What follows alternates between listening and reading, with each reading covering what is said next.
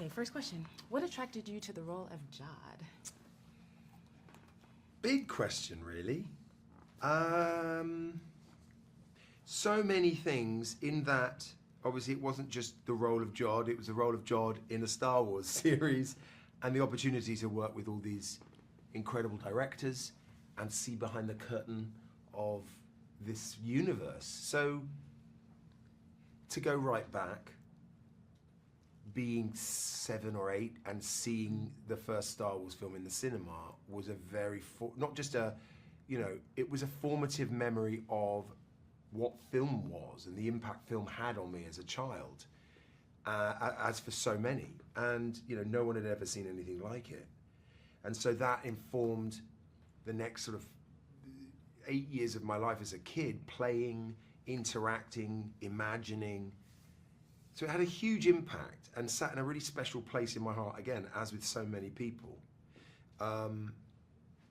So being approached to be in the world, I was, as I said, I was really intrigued to see how this universe is made, how this aesthetic is achieved, and getting round to it, there's this amazing role. The role is, I was so excited by the opportunity to play someone so mysterious and kind of all things to all people. So it looked like just so much potential. And that's always, very attractive. And I loved the concept.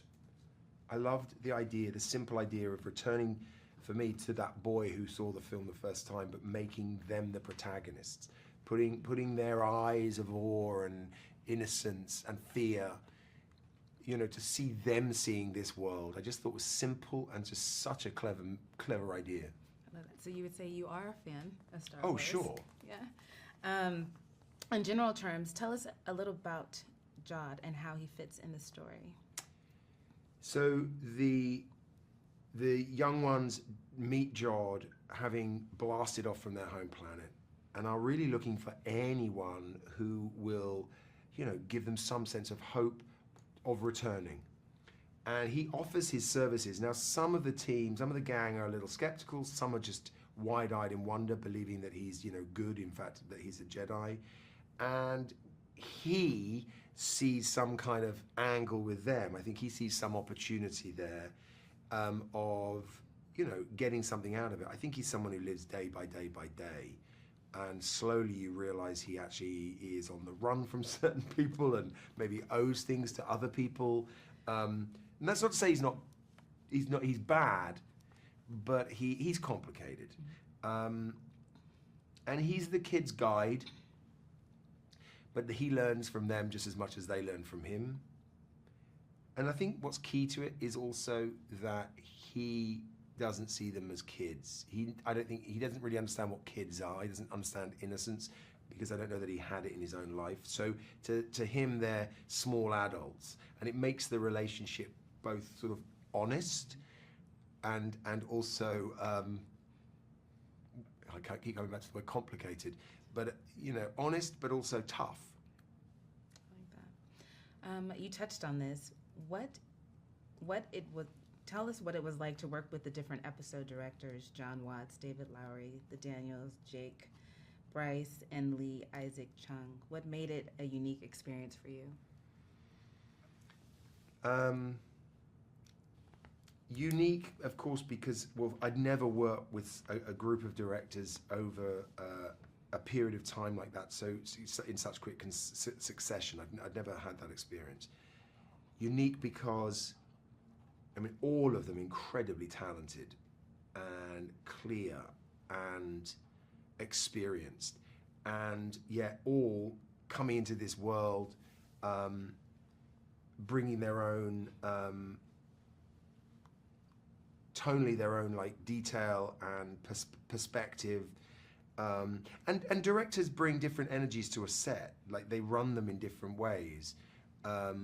And their personality and their energy sort of affects the mood of the set. So it's always interesting, having a new energy and a new leader, really, affecting the set in that way. can I just say with that question, I mean, what a group of directors. I mean, it wasn't also a case of, okay, I get to work with a series over in quick succession on a Star Wars show. It was also each of these directors brought something so extraordinary, and they're so talented that it was also a lesson every time. Like, okay, oh, this is how they do it. This is how she does it. This is how he does it. You know, just intriguing. Skeleton Crew has been called a universal adventure. How would you describe the tone of the story? Did any of the theme resonate with you as you were making the episodes? A universal adventure is right. How would I describe the tone? Did you say the tone? The tone. Yeah. Yes, the tone of the story and the theme resonate with you as you were making. I think the tone is captured when you think of this idea of a child, an innocent child, looking at this universe that the fans know so much about. It's exciting, it's thrilling. You know, it has a sense of awe and wonderment, but it's also got jeopardy and risk, and the risk is real. You know, and so all of that comes to play. And then because it's through the eyes of children, it's also got a sense of playfulness and joy, which I think is really refreshing. Quite honestly, the theme that I've just described, like I said, I was so moved by this concept. I thought it was such a simple, strong concept. And it was something that drew me to the cinema as a kid, and something I still feel as an adult, really, when I go to the movies. You see something good in the movies, it can move you, and at times take you back to the child inside you. And so I think seeing that in the crew and the cast really affected me. And then my last question, what do you hope viewers experience when they watch Skeleton Crew? I hope that old fans really are touched by the sense of wonderment and magic that we all felt when we maybe first encountered Star Wars. I hope the new young fans are as excited and invited into this world that has impressed and just inspired me for so many years, 40-something years.